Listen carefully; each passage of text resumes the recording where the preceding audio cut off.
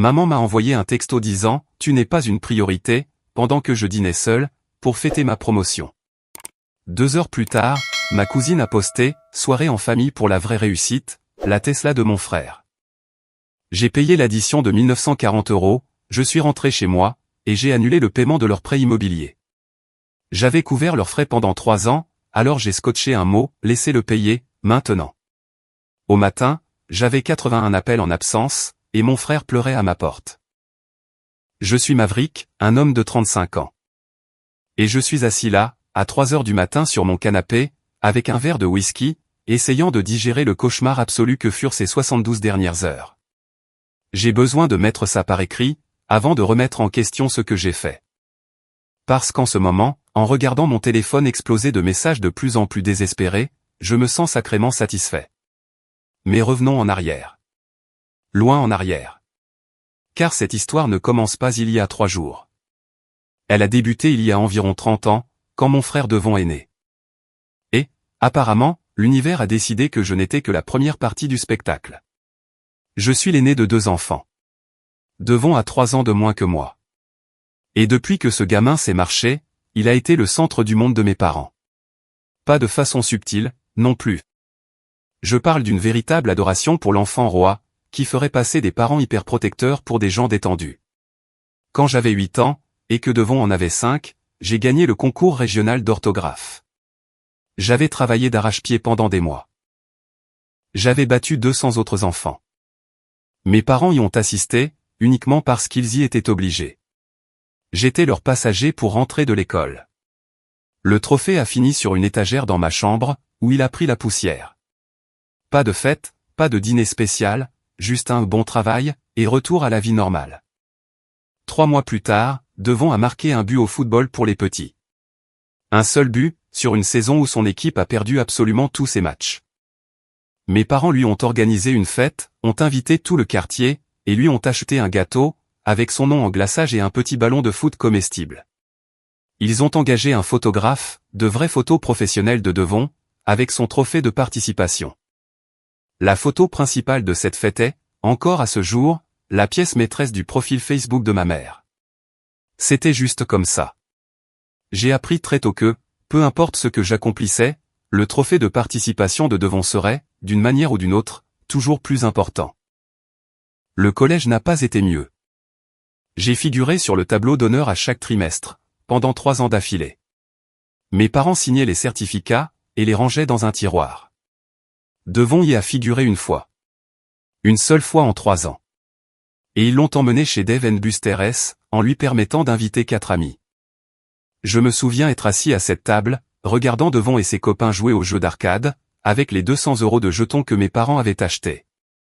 Je pensais au fait que mes excellentes notes m'avaient valu, pour leur part, une simple signature et un tiroir. Le lycée. J'ai obtenu mon diplôme en tant que major de promo, avec une bourse d'études complète à l'université d'État, en ingénierie. Devon a obtenu son diplôme de justesse, avec une moyenne médiocre. Et mes parents étaient tellement soulagés qu'il y soit parvenu, qu'ils lui ont acheté une voiture. Une voiture correcte, en plus. Une Honda Accord, vieille de seulement 4 ans, avec moins de 60 000 miles au compteur. Moi, j'ai eu droit à une bonne poignée de main. Et on m'a dit que ma bourse prouvait que je n'avais pas besoin de leur aide.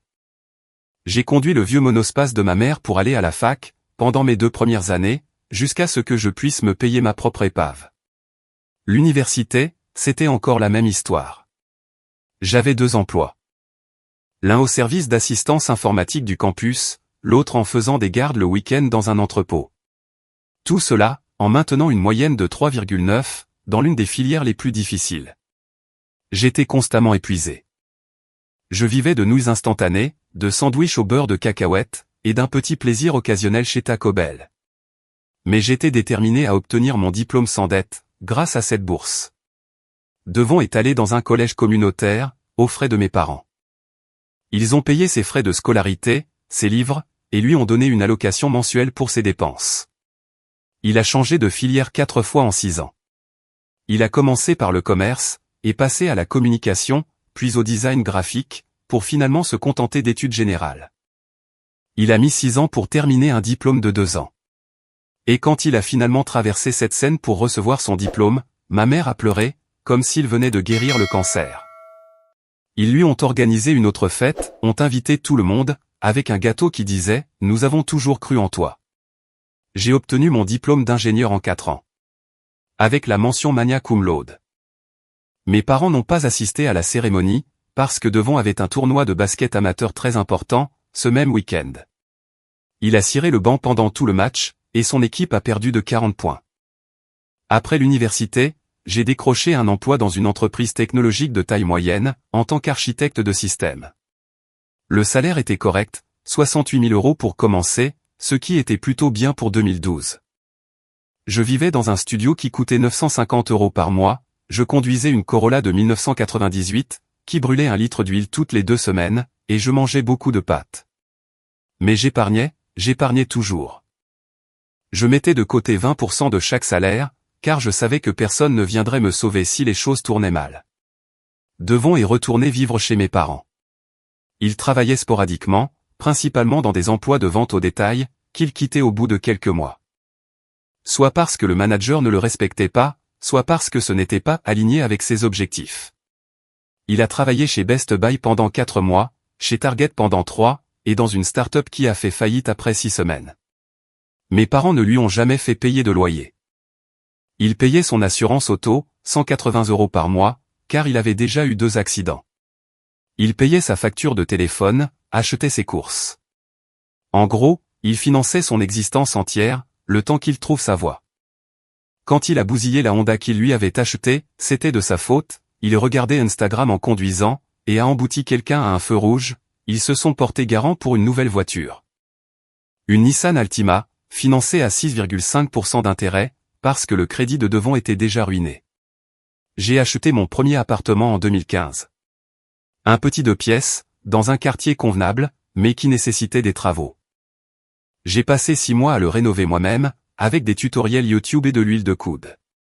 J'ai appris à caroler une salle de bain, à installer de nouveaux luminaires, à poncer du parquet. Mes parents sont venus le visiter une fois, ont passé la majeure partie de la visite à pointer du doigt tout ce qu'il me restait à réparer, et sont partis tôt, parce que Devon avait besoin d'aide pour emménager dans son nouvel appartement. Son 3e appartement en 2 ans, soit dit en passant. Il n'arrêtait pas de se faire expulser pour des retards de loyer. Et ce, même si mes parents l'aidaient financièrement. J'ai découvert plus tard, que cela signifiait qu'il couvrait 800 € sur son loyer mensuel de 1 200 €. Donc, en gros, Devon payer 400 € par mois, pour vivre dans un appartement d'une chambre, tout en travaillant à temps partiel dans une boutique de téléphone. Ce schéma s'est poursuivi pendant la trentaine. J'ai continué à progresser dans ma carrière. J'ai été débauché par une plus grande entreprise en 2017. Mon salaire a bondi à 95 000 €. J'ai acheté un meilleur logement en 2019, un appartement de 3 pièces dans un très beau quartier. J'ai vendu le premier avec un bénéfice de 47 000 €. J'ai commencé à investir sérieusement, à maximiser mon plan d'épargne retraite, et à bâtir un portefeuille. Pendant ce temps, Devon sautait d'un emploi à l'autre, ne restant jamais plus de 18 mois au même endroit. Il est retourné vivre chez mes parents, temporairement en 2020, et n'en est jamais reparti. Et voici la vérité, je n'arrêtais pas de me dire que je m'en fichais. Que j'avais dépassé le besoin d'obtenir l'approbation de mes parents. J'avais construit une belle vie, par moi-même. J'avais des amis qui m'appréciaient, des collègues qui me respectaient, et une trajectoire professionnelle solide. J'allais bien. Mais chaque réunion de famille, chaque fête, chaque satané coup de téléphone, me rappelait exactement ma place dans la hiérarchie familiale. Quelque part autour de la simple connaissance, avec laquelle il se sentait obligé de garder le contact. Le Noël dernier a été particulièrement brutal. J'avais obtenu une augmentation et une prime significative. Ma rémunération globale atteignait désormais 140 000 €. J'avais fini de payer mon prêt automobile par anticipation, plafonné ma cotisation retraite, et je disposais d'un solide fonds d'urgence de 6 mois. Je me suis présenté chez mes parents, avec de beaux cadeaux pour tout le monde. Une nouvelle tablette pour maman, car l'ancienne rendait l'âme. Un ensemble d'outils sans fil haut de gamme pour papa, puisqu'il aimait bricoler dans la maison. Et oui, j'avais même acheté quelque chose de bien pour Devon, une très belle sacoche en cuir fossile, pour ses entretiens d'embauche, puisqu'il cherchait de nouvelles opportunités. Devon s'est pointé avec rien. Littéralement rien. Il a dit qu'il était entre deux salaires, et qu'il achèterait des cadeaux à tout le monde plus tard. Spoiler, ce n'est jamais arrivé.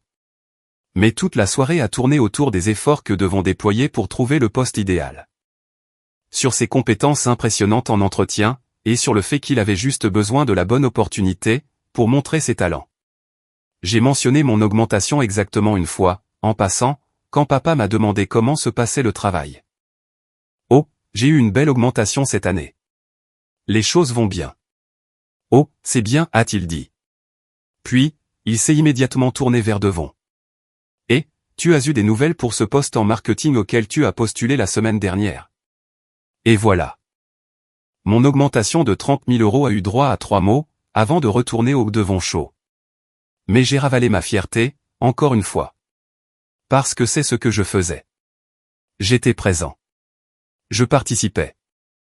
Je jouais le rôle du grand frère responsable, qui avait sa vie en ordre et n'avait pas besoin d'attention. Et je me disais que ça m'allait très bien. Le véritable arrangement financier a commencé il y a 3 ans, au début de l'année 2021. Mes parents avaient des problèmes. Papa avait pris sa retraite l'année précédente, de son poste de responsable régional de la distribution. Et, entre sa pension et la sécurité sociale, ils auraient dû s'en sortir. Ils étaient entièrement propriétaires de leur maison.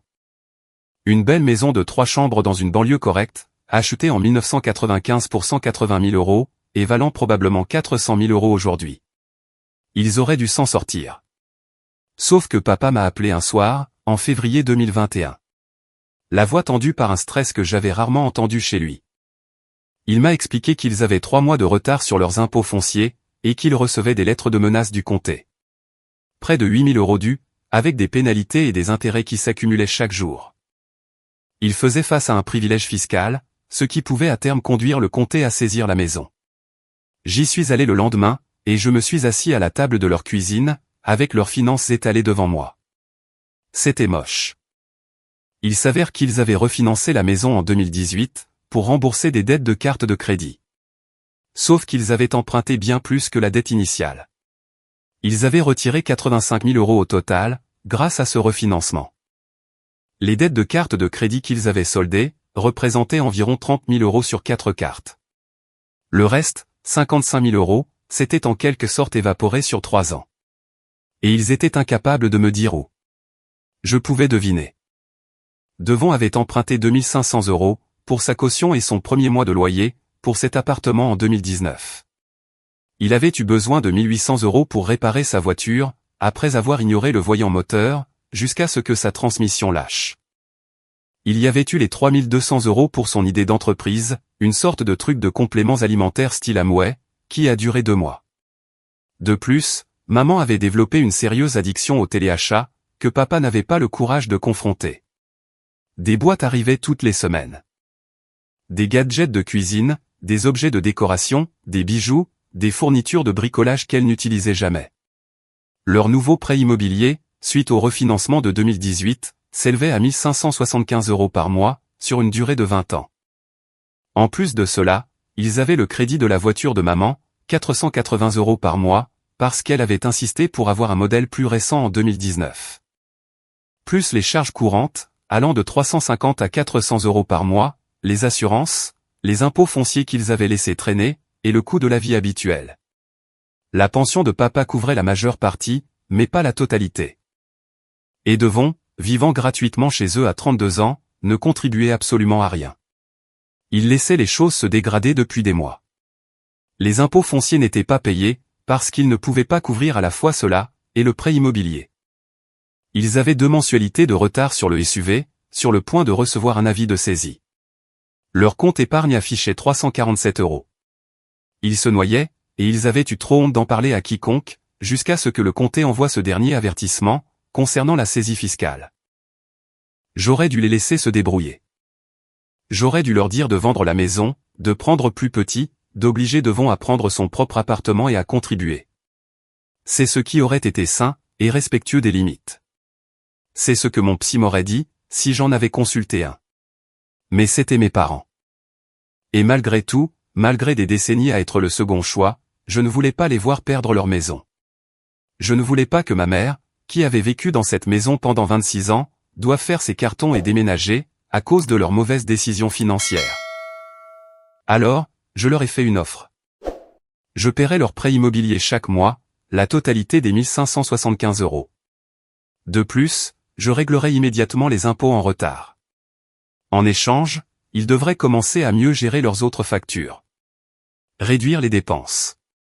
Fini le téléachat. Obliger devant à contribuer. Reprendre le contrôle de leurs finances. Ils ont accepté en larmes. Papa m'a serré dans ses bras. Il a dit que je les sauvais. Il a dit qu'ils ne savaient pas ce qu'ils auraient fait sans moi.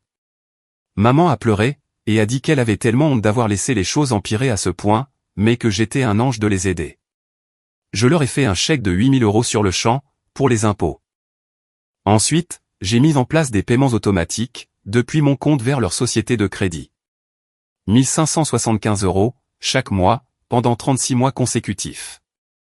Cela fait 56 700 € au cas où vous feriez le calcul. 56 700 € sur 3 ans. Je me suis dit que c'était un investissement pour leur sécurité. Que c'était la bonne chose à faire. Que j'en avais les moyens, et qu'ils étaient ma famille. Et c'est ce que fait la famille. Et, je leur ai fait promettre de n'en parler à personne. Ni à Devon, ni à la famille élargie. Je ne voulais pas que ça devienne un sujet de discussion. Je ne voulais pas que Devon se sente en droit d'en demander encore plus, sous prétexte que Maverick en a les moyens. Je ne voulais pas que les proches les jugent pour leur situation financière, ou me jugent, moi, pour les avoir renfloués. Ils ont accepté. Ils ont dit qu'ils étaient reconnaissants pour ma générosité, et ma discrétion. Ils ont dit qu'ils se rattraperaient, d'une manière ou d'une autre. Pendant 3 ans, j'ai payé. Je n'ai jamais manqué un mois. Je ne m'en suis jamais plaint. Je n'en ai jamais parlé. Je l'ai fait discrètement, régulièrement, tout en vivant ma vie, et en continuant à faire progresser ma carrière.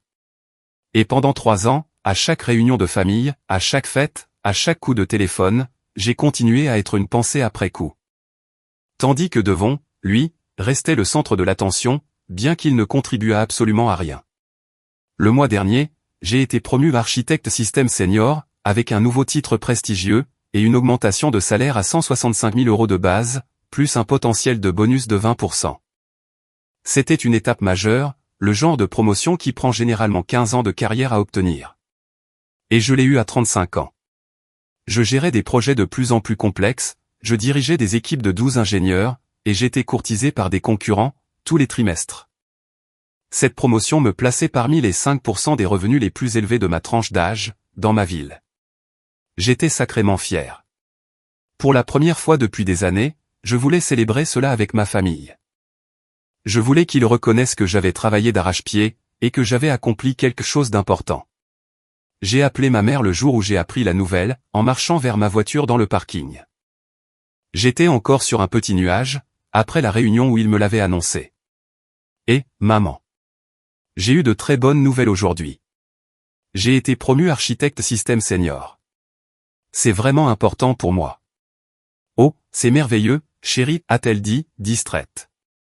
Je pouvais entendre la voix de Devon en fond sonore. Devon est là. Nous l'aidons avec quelque chose. Je peux te rappeler. Bien sûr, oui, je voulais juste partager la nouvelle. C'est super, mon grand. À bientôt. Elle n'a jamais rappelé. 2 jours plus tard, j'ai envoyé un texto à mon père. Je viens d'être promu. Je voudrais fêter ça ce week-end, si vous êtes libre. C'est moi qui invite à dîner. Sa réponse est arrivée 4 heures plus tard. Félicitations. On va vérifier le calendrier, et on te tient au courant. Je n'ai plus jamais eu de nouvelles. D'accord. J'y étais habitué. Mais cette fois-ci, ça faisait plus mal que d'habitude. C'était quelque chose d'important pour moi. Et il ne pouvait même pas faire semblant de s'y intéresser pendant 5 minutes. Alors, j'ai décidé de célébrer seul. J'ai réservé à Marelloes, ce restaurant italien haut de gamme du centre-ville, que je voulais essayer depuis longtemps. Veste obligatoire pour le code vestimentaire, plus de 200 bouteilles de vin à la carte, recommandées par le guide Michelin, la totale. Je me suis dit que j'avais gagné le droit de me faire plaisir correctement. Si ma famille n'allait pas célébrer ma réussite, j'allais foutrement le faire moi-même. Hier, mercredi soir, j'ai mis mon plus beau costume, le gris anthracite sur mesure de Tom Ford. Je l'ai associé à une cravate bordeaux, et j'ai conduit jusqu'au centre-ville. Le restaurant se trouvait au 14e étage d'un bâtiment historique, avec des baies vitrées du sol au plafond, surplombant les lumières de la ville. Je suis entré chez Marello S seul, à 19h30. On m'a installé à une petite table près de la fenêtre, avec une vue parfaite sur l'horizon du centre-ville. Le serveur, voyant que je dînais en solo, m'a offert ce sourire de sympathie professionnelle, que les serveurs perfectionnent au fil des ans. Une table pour un ce soir, monsieur?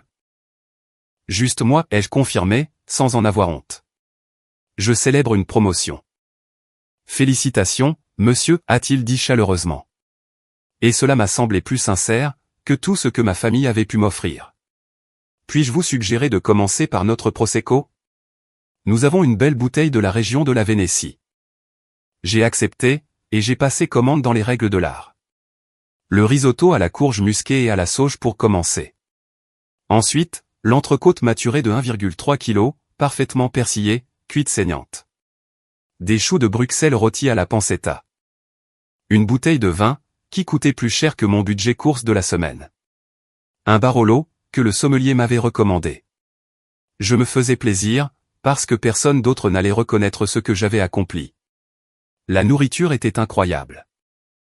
Chaque bouchée de ce risotto était parfaite. Crémeux, parfaitement assaisonné. La sauge lui donnait cette complexité terreuse, qui me faisait comprendre pourquoi les gens deviennent obsédés par la cuisine italienne. L'entrecôte est arrivée sur une assiette crépitante, croustillante et caramélisée à l'extérieur, tendre et rosée à l'intérieur. Je la savourais, je passais vraiment un bon moment, bien que je sois seul. Environ 45 minutes après le début de mon repas, j'étais en train de terminer le risotto. À la moitié de mon premier verre de Barolo, mon téléphone a vibré sur la table. Texto de maman. Comment s'est passée ta journée? J'ai souri. Peut-être qu'elle s'en était souvenue. Peut-être qu'elle faisait enfin un suivi sur ma promotion. Qu'elle se sentait mal de m'avoir ignoré plus tôt. Plutôt bien, ai-je répondu. Je suis chez Marello S, je célèbre ma promotion. L'entrecôte ici est incroyable. J'ai regardé les 3 petits points apparaître, disparaître, puis réapparaître. Ma poitrine s'est allégée. J'étais même plein d'espoir. C'était peut-être le moment, où ils allaient le reconnaître. Puis. C'est gentil. Et, je ne peux pas vraiment parler maintenant. C'est la grande soirée de Devon. On est tous réunis. J'ai fixé ce message. Je l'ai lu 3 fois. À chaque fois, c'était pire. La grande soirée de Devon. Que se passe-t-il? Ai-je tapé, bien qu'une partie de moi sût déjà que ce n'allait pas être bon? La réponse est arrivée vite. Devon a acheté une Tesla. Nous sommes tous là pour fêter ça. C'est tellement excitant. Il a travaillé si dur pour ça. Si fier de lui. J'ai senti quelque chose se fissurer dans ma poitrine. Je l'ai physiquement ressenti. Comme si quelqu'un avait plongé sa main à l'intérieur, et brisé un os. Je suis assis dans l'un des meilleurs restaurants de la ville. Seul. En train de célébrer une promotion, qui m'a demandé 15 ans de travail acharné. Et ma famille entière, parents, frères, apparemment cousins et amis, sont tous réunis pour passer une grande soirée, parce que Devon a acheté une foutue voiture. Qu'il n'a pas gagné par un accomplissement professionnel. Qu'il n'a pas obtenu par un travail acharné. Qu'il n'a pas acquise par des sacrifices. Acheté, avec de l'argent qu'il n'avait absolument pas, ai-je répondu. Mes mains ne tremblaient pas. J'étais étrangement calme. C'est super. Félicitations à lui. Merci mon chéri. On se parle plus tard. J'ai posé mon téléphone, et j'ai regardé mon steak parfaitement cuit, mon vin, mon repas hors de prix. Tout avait désormais le goût du carton. Le serveur est passé, et a demandé si tout allait bien. J'ai hoché la tête, j'ai souri, je lui ai dit que c'était parfait, et j'ai continué à manger machinalement. 20 minutes plus tard, j'en étais aux choux de Bruxelles, je faisais juste les mouvements par habitude. Mon téléphone a de nouveau vibré. Notification Instagram. Ma cousine Rachel avait posté une story. Je n'aurais pas dû regarder. Je savais que je n'aurais pas dû, mais je l'ai ouverte quand même. Et ils étaient là. Eux tous. Mes parents, Devon, ma tante et mon oncle, Rachel et son petit ami, quelques amis de Devon que je reconnaissais vaguement. Tous rassemblés dans le salon de mes parents, les verres levés pour porter un toast. Dans l'allée, visible par la fenêtre derrière eux, se trouvait une Tesla Model 3 blanche, étincelante sous la lumière du Porsche. La légende sur la story de Rachel, soirée en famille pour la vraie réussite. Si fier de @devon-bamaverick pour avoir fait les choses en grand. Vied Tesla la famille d'abord histoire de réussite. J'ai zoomé sur la photo. Ma mère avait le bras autour de Devon, rayonnante, comme s'il venait de remporter un prix Nobel. Mon père lui serrait la main avec ses deux mains. La façon dont on félicite quelqu'un, pour une réussite majeure dans sa vie. Tout le monde avait l'air sincèrement joyeux. Il y avait un gâteau sur la table basse. Un foutu gâteau, pour l'achat d'une voiture. J'ai fait une capture d'écran. Je ne sais pas pourquoi, par simple instinct. Puis, je suis retourné à mes messages, j'ai regardé le texto de maman, la grande soirée de Devon. Et, quelque chose en moi a tout simplement cessé de s'en soucier. Toute la douleur, tout le ressentiment, toutes ces années passées à être le second choix, se sont cristallisées, pour laisser place à une lucidité froide et parfaite. Je paie leur prêt immobilier depuis 3 ans. 3 ans. 56 000 €. Et ils n'ont pas pu accorder une soirée, une seule petite soirée, pour célébrer ma véritable réussite professionnelle. Mais Devon qui achète une voiture qu'il ne peut certainement pas se permettre. Ça mérite une fête de famille, un gâteau, et une séance photo pour les réseaux sociaux. J'ai fait signe au serveur. Puis-je avoir l'addition, s'il vous plaît? Bien sûr, monsieur. Avez-vous gardé une petite place pour le dessert? Notre tiramisu est exceptionnel, et nous avons un chocolat. Juste l'addition. Merci. Il a eu l'air inquiet, mais a hoché la tête avec professionnalisme. L'addition est arrivée dans une pochette en cuir, quelques minutes plus tard. 1940,37 €. Le repas le plus cher de toute ma vie. Entrée, entrecôte, accompagnement, bouteille de vin, taxes et pourboire déjà calculés à 20%. J'ai sorti ma carte, j'ai modifié le pourboire pour le passer à 25%, parce que le serveur avait été excellent, et que rien de tout cela n'était de sa faute. J'ai signé pour un total de 2154,70 €. Je suis sorti de chez Marellos à 21h45. Je suis monté dans ma voiture entièrement payée, et j'ai conduit pour rentrer. Pendant tout le trajet, j'étais calme. D'un calme effrayant. Le genre de calme qui survient quand on a pris une décision, et qu'on sait que c'est la bonne. Même si cela implique de tout réduire en cendres. Pas de larmes, pas de colère, pas d'hésitation, juste une certitude claire comme de l'eau de roche. Je suis rentré chez moi vers 22h15. Je me suis servi 3 doigts de Maker S-Mark. Je me suis d'abord assis devant mon ordinateur portable. Je me suis connecté à mon compte bancaire. J'ai trouvé le paiement automatique que j'avais mis en place il y a 36 mois. J'ai survolé le bouton supprimer, pendant peut-être 3 secondes. J'ai cliqué. Simplement disparu. Fini les 1575 € qui quittaient mon compte, le 15 de chaque mois. Ensuite, j'ai appelé le service client de ma société de crédit immobilier. Ils avaient une assistance 24h24 et 7h7. Je suis tombé sur un conseiller très confus. Bonjour, j'ai besoin d'arrêter de faire des paiements sur le prêt immobilier de quelqu'un d'autre. Je suis désolé, monsieur. Pourriez-vous clarifier ce que vous voulez dire? Je fais des paiements sur le prêt immobilier de mes parents, depuis 3 ans.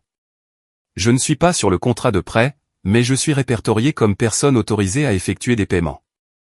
Le numéro de compte est. Je l'ai lu à voix haute. J'ai besoin de retirer cette autorisation, et de cesser tous les paiements futurs, immédiatement. Il y a eu des bruits de clavier, une longue pause.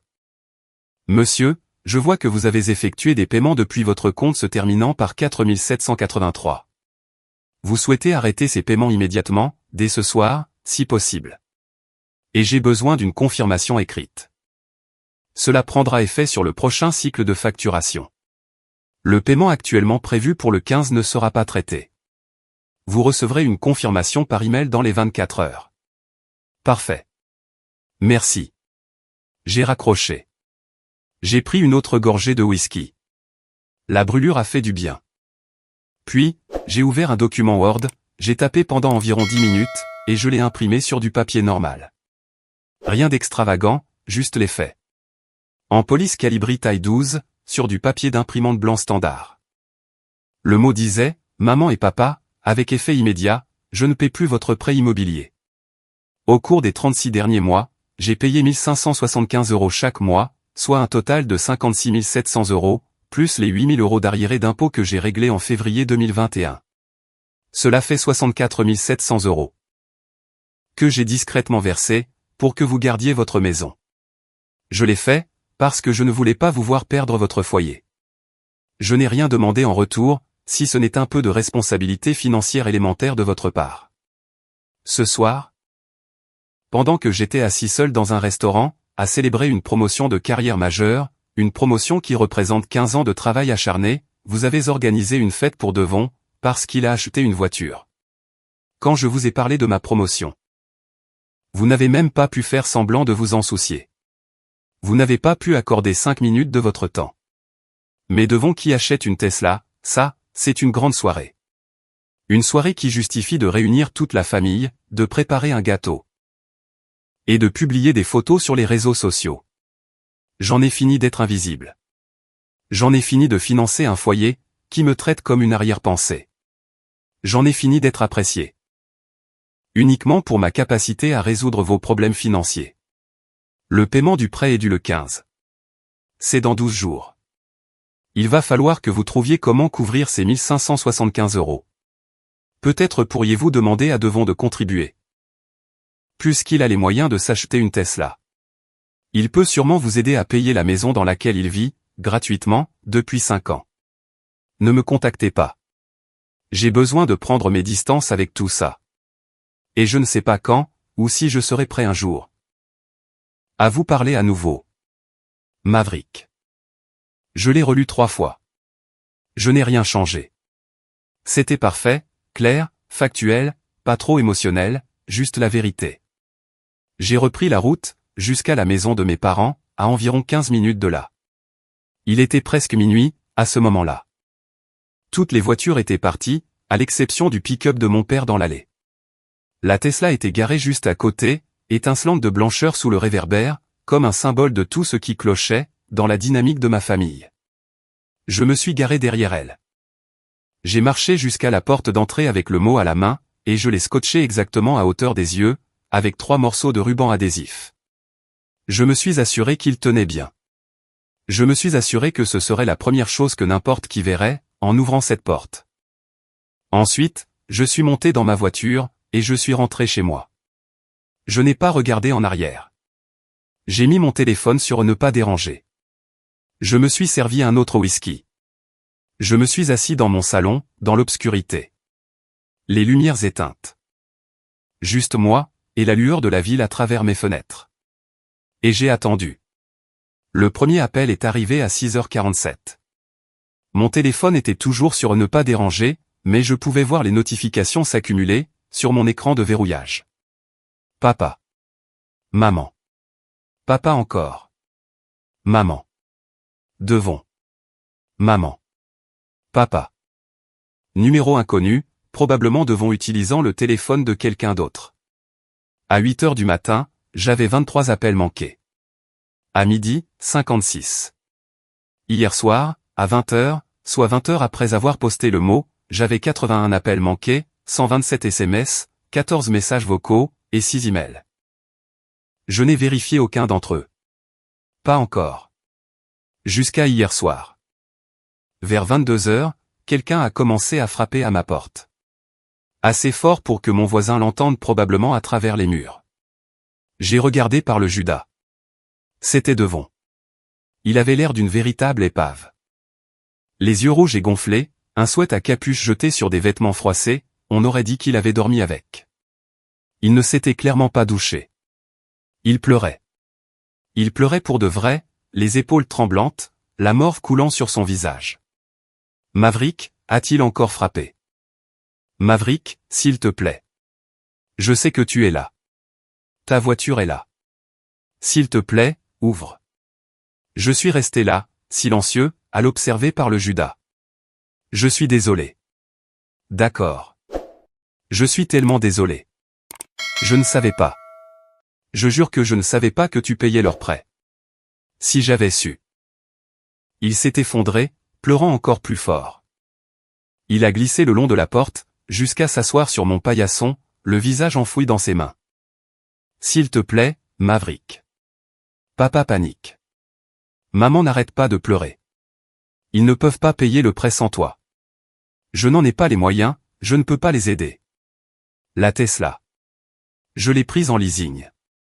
J'ai été approuvé de justesse. La compte était de 4 500 €. Et j'ai dû emprunter cet argent à maman et papa.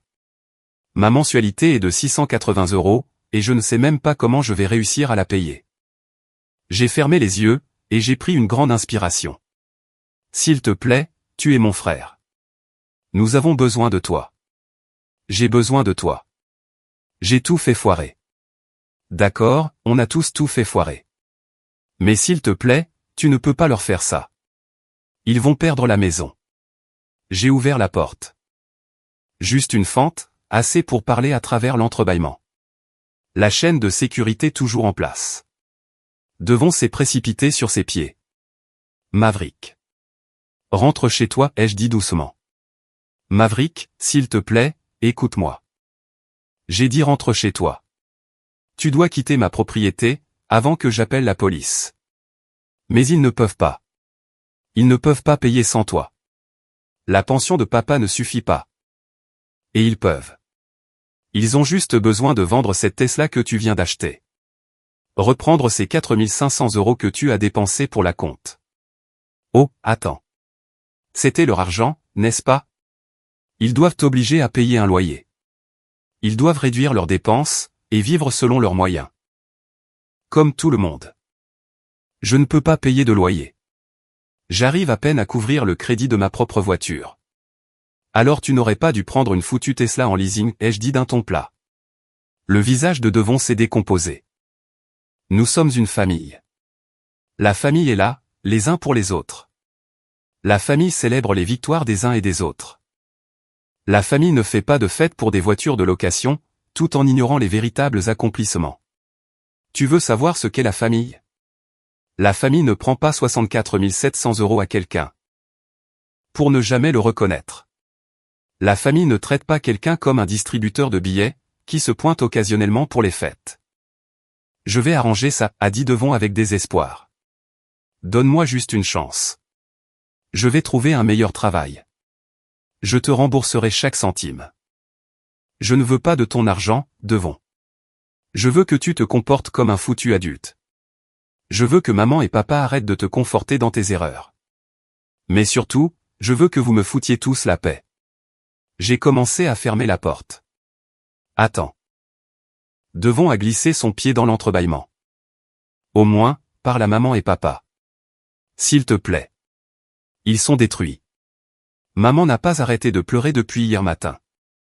Elle s'en rend malade. Tant mieux, ai-je dit, et je le pensais avec chaque fibre de mon être. Peut-être qu'elle aurait dû y penser, avant de ne pas pouvoir accorder 5 minutes pour s'intéresser à ma promotion, tout en organisant une fête pour ta voiture de location. Ce n'est pas juste. Ce qui n'est pas juste, ai-je dit, ma voix s'élevant maintenant pour la première fois, c'est de payer le prêt de quelqu'un pendant 3 ans, tout en étant traité comme si je n'existais pas. Ce qui n'est pas juste, c'est de travailler d'arrache-pied toute ma vie. Tout en te regardant te la couler douce, grâce à leur soutien. Ce qui n'est pas juste, c'est de m'entendre dire que je ne suis pas une priorité, par les personnes dont je garantis personnellement la sécurité financière, depuis 36 mois consécutifs. Devon a retiré son pied.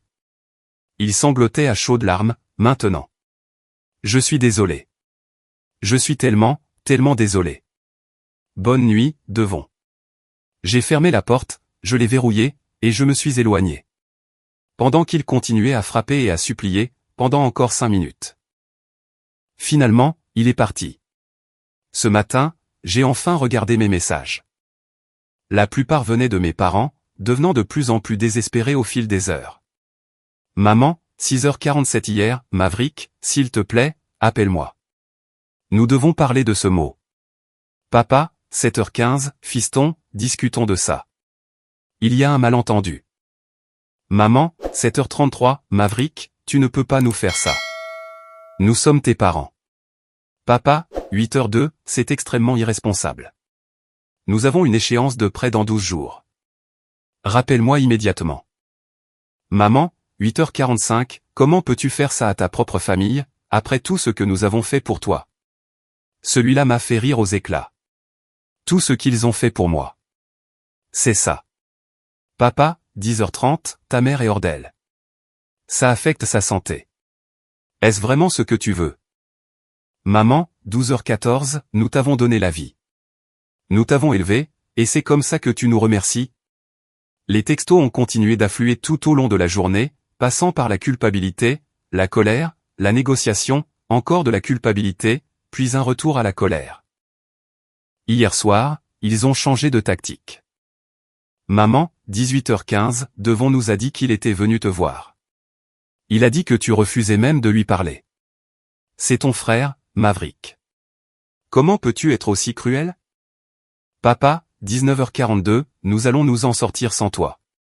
Ne crois pas que nous avons besoin de toi. Nous contactons un avocat, au sujet de l'argent que tu nous as pratiquement volé. Ça, c'était mon préféré. J'ai volé de l'argent, en arrêtant de payer un prêt immobilier, que je n'étais même pas tenu de payer en premier lieu. Bonne chance avec cet avocat, papa. Puis ce matin, le ton a encore changé. D'autres messages vocaux de maman, la voix étouffée par les larmes. Maverick, mon chéri, s'il te plaît. Je t'en supplie. Nous avons fait des erreurs, d'accord? Nous aurions dû célébrer ta promotion correctement. Nous aurions dû être là pour toi. Mais s'il te plaît. Ne nous punis pas comme ça. Nous allons tout perdre. Ton père et moi serons à la rue. Est-ce cela que tu veux? Et de papa, je te demande, d'homme à homme, de reconsidérer la situation. Ce que tu as fait pour nous ces 3 dernières années. Nous en sommes reconnaissants. Vraiment. Nous n'avons juste pas su comment le montrer correctement. Mais nous ne pouvons pas payer cette échéance. Nous ne pouvons pas. S'il te plaît, pense à ce que tu fais subir à ta mère. J'ai aussi reçu des messages de proches, qui ont apparemment été entraînés là-dedans. Ma tante Carole, la mère de Rachel, Maverick, je ne sais pas ce qui se passe, mais tes parents sont dévastés. Quoi qu'il se soit passé entre vous, ça peut s'arranger. La famille, c'est pour toujours. Appelle ta mère. Ma cousine Rachel, et, j'ai entendu parler de ce qui s'est passé. Je ne connais pas toute l'histoire, mais le poste que j'ai fait. Je ne voulais pas aggraver les choses. Je n'avais aucune idée qu'il y avait des tensions. Tes parents sont vraiment en difficulté. Peux-tu au moins leur parler? Même Devon m'a envoyé plusieurs textos, au cours des dernières 24 heures. Maverick, je déménage. Je ramène la Tesla au concessionnaire demain. Je vais chercher un deuxième travail. S'il te plaît, donne-leur juste un mois de plus, pour trouver une solution. Je leur ai dit que je commencerai à payer 800 € par mois de loyer. À partir de la semaine prochaine. Ça aidera à couvrir une partie du prêt. S'il te plaît, j'essaie de réparer les choses. Tu avais raison sur toute la ligne. J'ai été un connard égoïste, et ils m'ont laissé m'en tirer toute ma vie. Je vais changer. Je le jure devant Dieu. S'il te plaît. Ne les laisse pas perdre leur maison à cause de ça. Voici le truc, Reddit. Je n'essaie pas vraiment de leur faire perdre leur maison. Malgré tout, je ne veux pas que mes parents se retrouvent à la rue. Mais je suis aussi complètement fatigué d'être pris pour acquis. Fatigué d'être le fils invisible, qui n'est estimé que lorsqu'ils ont besoin d'argent. Fatigué de voir Devon être célébré pour faire le strict minimum, pendant qu'on m'ignore, alors que j'accomplis des choses qui comptent vraiment. Le paiement du prêt est dû dans 10 jours.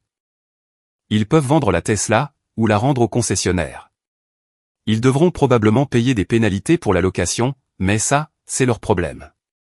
Ils peuvent obliger Devon à payer un vrai loyer, comme un adulte. Ils peuvent réduire leurs dépenses. Ils peuvent vendre le SUV de maman, et prendre quelque chose de moins cher. Ils peuvent faire une centaine de choses différentes, pour que ça fonctionne sans moi. Ou alors, ils peuvent perdre la maison. Et honnêtement, à ce stade, je me fiche de l'option qu'ils choisiront. Ce qui m'importe, c'est qu'ils comprennent enfin que je ne suis pas leur plan B. Je ne suis pas leur filet de sécurité. Je ne suis pas le fils qu'ils peuvent ignorer et négliger, pour ensuite revenir ramper, quand ils ont besoin d'argent. J'en ai fini. Mon téléphone n'arrête pas de sonner. Ma boîte mail contient 8 messages de papa, maintenant, avec des objets comme « Nous devons parler immédiatement », concernant tes obligations, et « Ta mère est malade ». Je n'ai répondu à aucun d'entre eux. Je ne le ferai probablement pas pendant très longtemps, voire jamais. L'échéance du prêt est dans 8 jours. Je ferai une mise à jour après le 15, pour vous dire ce qui s'est passé. Mise à jour. Le 15 est arrivé, et est passé. Salut Reddit. Alors, le paiement du prêt était dû hier, et beaucoup d'entre vous ont demandé des nouvelles. Voici ce qui s'est passé le 14. Littéralement la veille de l'échéance, j'ai reçu un email du compte de mon père. Objet, confirmation de paiement. Pas de message dans le corps du texte. Juste une capture d'écran de leur compte de prêt, montrant un paiement en attente de 1575 €. Programmé pour être traité le 15. C'était tout. Pas d'excuses, pas d'explication. Juste la preuve qu'ils avaient trouvé une solution. Je n'ai pas répondu. Grâce à ma cousine Rachel, qui a essayé de jouer à la Suisse dans toute cette histoire, j'ai découvert ce qui s'est réellement passé. Devon a rendu la Tesla le 12. Apparemment, il devait 2100 € pour résilier le contrat de location par anticipation, entre les frais de dossier, et le dépassement de kilométrage dû à ses essais, ou un truc du genre. Mes parents ont couvert ces frais, en utilisant ce qui restait sur leur compte épargne, ce qui les a pratiquement ruinés. Mon père a contracté un prêt de 3000 €, garanti par sa pension. Je ne savais même pas qu'on pouvait faire ça, mais apparemment, ça existe. Le taux d'intérêt tourne autour des 8%, et cela sera remboursé par des prélèvements automatiques sur ses chèques de pension mensuels, pour les 2 prochaines années. Devon a emménagé dans le sous-sol, et a commencé à payer 900 € par mois de loyer. Son premier paiement a été encaissé le 13. Il a pris un deuxième emploi pour faire de la mise en rayon de nuit chez Target, en plus de son travail habituel. Maman a apparemment arrêté son addiction au téléachat d'un coup, après que papa ait menacé d'annuler la carte de crédit. Donc, oui. Ils se sont démenés, et ont trouvé une solution, tout comme je savais qu'ils le feraient. Ma mère m'envoie toujours des textos, tous les 2 ou 3 jours. Ils sont devenus moins en colère, et plus tristes. Beaucoup de messages du genre « Tu me manques » et « S'il te plaît, appelle-moi quand tu seras prêt ». Je ne l'ai pas bloqué, mais je n'ai pas répondu non plus. Papa a envoyé un email la semaine dernière, qui était en fait à moitié raisonnable. Il a reconnu qu'il m'avait pris pour acquis. Il a dit qu'il travaillait sur les choses en famille, et que la porte était ouverte quand je serais prêt à parler. Il ne s'est toujours pas excusé pour la fête de la Tesla, ni pour avoir ignoré ma promotion. Mais bon, chaque chose en son temps, j'imagine. Devon m'a laissé tranquille, après cette nuit devant ma porte. D'après Rachel, il se présente apparemment à ses 2 emplois, et ne s'est pas plaint une seule fois. Elle a dit qu'il a l'air épuisé, mais différent d'une certaine manière. Je ne suis pas sûr de m'en soucier, mais c'est déjà ça. La famille élargie a en grande partie reculé. Quelques proches m'ont contacté en privé, pour dire qu'ils comprenaient. Qu'ils voyaient le favoritisme depuis des années, et qu'ils étaient heureux, que je me sois enfin défendu. Ça m'a fait du bien, de me sentir validé.